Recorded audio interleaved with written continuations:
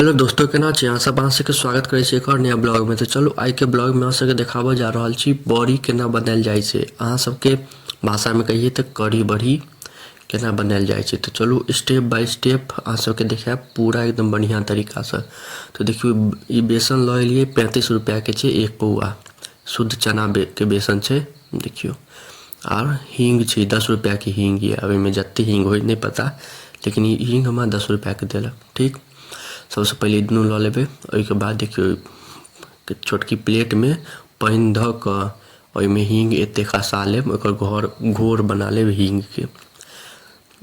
ई सब छोट छोट टिप्स सब याद राखब, देखैत जायब। ओहिके बाद देखियो एकर पैकेट फाड़ि लेब और सब बेसन के चालि लेब। चालऽ पड़ै छै कियाकि दोकान से न लिअ तऽ किछु गर्दा वर्दा किछु होय, तऽ चालि लेबै एकरा सबसे पहले। वीडियो कनिक लम्बा हैत, 7.5 मिनट के लगभग वीडियो हैत, तऽ अहाँ सब लास्ट तक जरूर देखब। हम एहि दुआरे एहिमे ज़्यादा किछु हम कटलिए नहीं। हम सोचलहुँ स्टेप बाय स्टेप अहाँ सबके देखाबी जे एकदम बढ़िया बड़ी एकदम फूलल मुलायम बने। अहाँ सब कोनो शिकायत नहीं आबे अहाँ सबके, और ग्रेवियो एकदम बढ़िया बने। तैं हम स्टेप बाय स्टेप बतेने छी, तैं वीडियो लम्बा भेल। तऽ अहाँ सब लास्ट तक जरूर देखब, बहुत मस्त वीडियो बनऽवला ये। तो देखियो सबसे पहले एकरा चालि लेब। ठीक, देखियो सबटा चला गेलै बढ़िया से। आब एहिमे जीरा दऽ देबै। देखियो एते जीरा दऽ देलिए।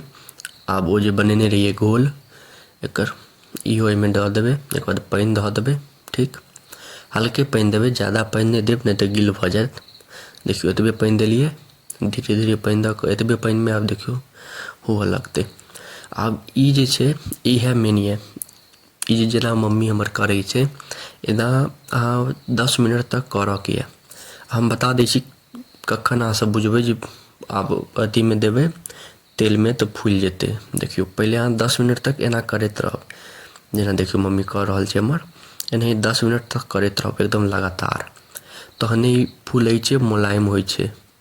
देखियो 10 मिनट तक एनाही करते रहबै एकदम बढ़िया से। अब 10 मिनट भऽ जाए के बाद पानि लऽ लेब। आ पानि में ना दऽ कऽ देखबै ऊपर देखै छियै तैर रहल छै। एना तैरैत हैत तऽ बुझि जायब। एगो और दोसरो लऽ कऽ देखा दै छी। देखियो पानि में ना बॉडी बना के ना छोड़ि देबै, तऽ जखने तैरऽ लागत तऽ बुझियौ अहाँके एकदम बढ़िया बनि गेलै। तब लोहिया के चढ़ा देलिए एते फ्लेम पर, गैस पर। लोहिया धीप रहल छै। एहिमे आब तेल दऽ देबै। आब ओ जे बेसन तैयार केलिए ओकरा आब बड़ी के छनबै। तेल गरम भऽ जायत, ओहिके बाद एहिमे बड़ी एना देबऽ लगबै। एना सीधा खसा देबै, अपने बॉडी के शेप बनि जायत। देखियो कते अब मस्त लागत। पूरा जते भी घानी हैत एक बेर में पूरा भरि लेब। देखियो एक पौआ बेसन अनलिए, 35 रुपया के हमरा एम्हर देलकै 250 ग्राम। ओ बेसन में देखियो कते बड़ी हेतै से। देखियो कते मस्त लागि रहल छै एकदम। मतलब बहुत सुंदर फूलत, अंदर से एकदम मुलायम रहत, बड़ नीक लागत खाय में। एक छुच्छेहो खा सकै छी बिना रसों के साथ, पकौड़ा के साथ। लेकिन एहिमे नून नहीं डललिए। पकौड़ा के साथ पकौड़ा जकाँ एकरा खाय के रहितै तहन तऽ नून डालि दैतियै। जखने जीरा सब डललिए तखने नून डालि दैतियै, लेकिन हमरा एहिमे एकर सब्जी मतलब रस बनाबऽ के छै, तैं एहिमे हम नून नहीं डललिए। बिना नूने के छनबै कियाकि रस में फिर नून पड़बे करतै। तो देखियो पूरा घानी भरि लेब, जगह एकर ओते नहीं छूटे। देखियो कते मस्त लागि रहल छै। एक घानी भऽ गेलै, आब एते बचलै। ई दोसर घानी में एते भऽ जेतै। ठीक, देखियो एहन लाल भऽ जायत, ताहिके बाद एकरा निकालि लेब। देखियो कते सुंदर लाल भऽ गेलै, ब्राउनिश टाइप भूरा कलर के। एकरा बाटी में निकालि लेब। देखियो बाटी में निकालि लेली सबटा। एक और घानी छै, आब एकरो ओहिमे धऽ दै छियै, तेल में धऽ देबै। देखियो दोसरो घानी आब निकलि गेलै। ठीक, दोसरो घानी निकलि गेल। आब देखियो अब अहाँ सबके एगो चीज बताबै छी। दोसर घानी निकलि गेलै, गैस पर से उतारि लेब। ई जे देखियो अथी में जे लागल रहै बर्तन में, ओकरा ओनाही नहीं फेकब, पानि दऽ कऽ सबके पोछि पाछि लेब। ई रस में देबऽ के रहै छै, तो ओकरा एना गाढ़ बना लेब। ओहिके बाद प्रेशर कुकर के चढ़ा देलिए आँच पर। ओहिके बाद एहिमे एते पानि दऽ देबै जते अहाँके रस खाय के इच्छा हुए, ओते पानि डालि लेब। ठीक, आब एहिमे कते 2 चम्मच हल्दी डालि देबै। ठीक, 2 चम्मच या 1 चम्मच हल्दी आ 2 चम्मच नीमक। 1 चम्मच हल्दी रह देबै, 2 चम्मच नीमक। ठीक, ओहिके बाद ई खसा देबै। जखन खौलऽ लगतै खौलऽ लागत ओहिके बाद खसा देबै। ओहिके बाद धनिया पाउडर खसा देबै 2 चम्मच। ठीक, धनिया पाउडर 2 चम्मच आ लालो मिर्च 2 चम्मच। ठीक छै, और हम डिस्क्रिप्शनोमे लिख देब सब चीज, अहाँ सब देख लेब। ओकरा सबके मिला लेब बढ़िआँसँ। देखियौ आब तोड़ि कऽ देखबै, आब बढ़िआँसँ फूलि जायत। ओहिके बाद आब देखियौ ओ जे छलै बनेने छलियै अपना सब, एकरा ओहिमे दऽ देबै तऽ एहिसँ ग्रेवी बढ़िआँ होइ छै। देखियौ ई एहिमे दऽ देबै।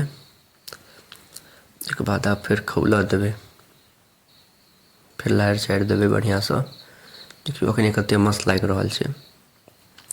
आब देखियौ अहाँ सब, हम दही दऽ कऽ नहि बना रहल छी, आमिल दऽ कऽ बना रहल छी। आमके छै आमिल।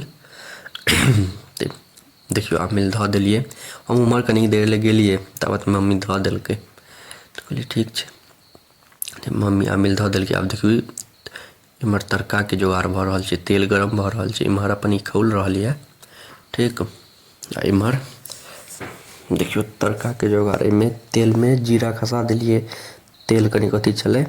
आब एहिमे तेजपत्ता खसा देलियै, तखन शुरूमे तेल कम धीपल रहै। आब एहिमे हींग खसा देबै। ठीक, ई तड़काके जोगाड़ भऽ रहल छै।